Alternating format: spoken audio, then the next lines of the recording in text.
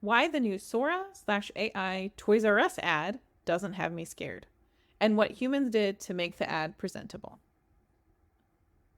First of all, this whole ad wouldn't have been possible without humans producing it and fixing it. AI is not even close to perfect. It can't predict nuance or understand why something that looks like a human can immediately be tagged as off or weird to the viewer. After reading Fast Company's article linked here, I was very happy to see their take on this ad. There were indeed humans who worked on the ad, but let's talk about who all might have lost work from it. Actors, crew members of all kinds, and some post crew. They didn't need actors, set designers, costume designers, camera crew, lighting, crafty, and everyone else who works on set. They didn't need a line producer or someone to schedule the shoot and prep everyone. To get this level of ad would have cost millions. Instead, Kim Miller Olko, who is current CMP for Toys R Us and president of the newly established Toys R Us Studios, decided to be the first to launch a highly controversial ad and pounce on all the media it would garner. Olko's bio reads she is a 4-time Emmy Award winner with 20 plus years as a transformational media leader and brand storyteller. From what I can tell, these Emmys were garnered while working on shows with Martha Stewart.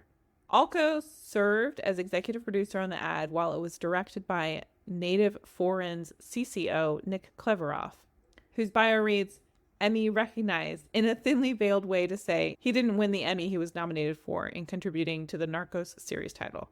That's not a knock, it's just a wink. I see what you did there. All this to say, the ad was helmed by some pretty big creative hitters in the AI industry. Cleveroff spoke with Creativity Squared about his experience getting to work with Sora on the Toys R Us ad.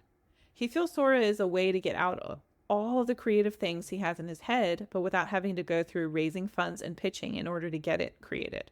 Also allowing him to create things that seem like it would never get funded. I think it can be used for storyboarding or getting difficult sequences choreographed before shooting. I think there are a lot of great creative ways to use the technology responsibly. It is this exact thinking that has me excited about AI and Sora and what they can do for the film and TV industry. It will help those of us who would never get a chance to get some of our creative dreams actually out of our heads. That said, we do need to talk about how far and how fast this technology would go and what impact it will have on real humans who will lose work from this technology. Cleveroff says he doesn't need it to be 100% done out of the engine. They'll fix it in post.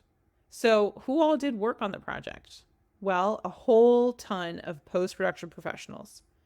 There were VFX artists who had to correct issues in the Sora-generated imagery, colorists to get the color completely seamless among all the different generated images, which if you've spent any time at all generating with AI, you'll know it is a very interesting quirk. Editors, assistant editors, and audio mixing. I know I'm missing some, but that's the overall gist. AI is far from perfect, and it still takes real people to even get it to the semblance of good. Now I'll delve into the ad itself, which was flat out creepy. The music was awful, the VO was eerie, and the human-like figures represented in the ad, as well as the toys, were all just off. Cleveroff mentions being criticized for these imperfections and says that life isn't perfect. There's a smudge on the wall, a hair on the couch, so no matter what, cleanup work has to be done.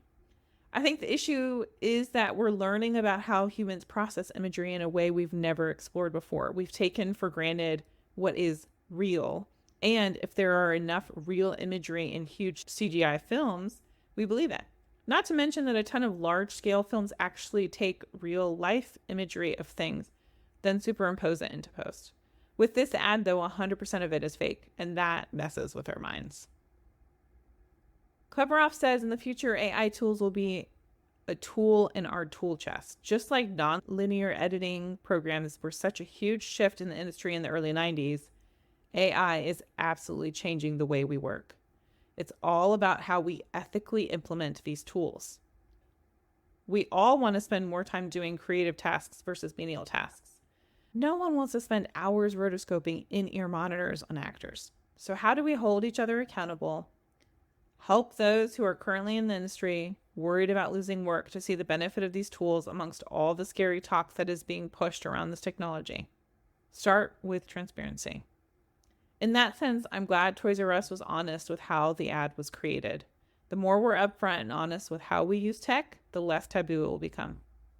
And fun fact, the very first Adobe Premiere Pro I worked on looked like this.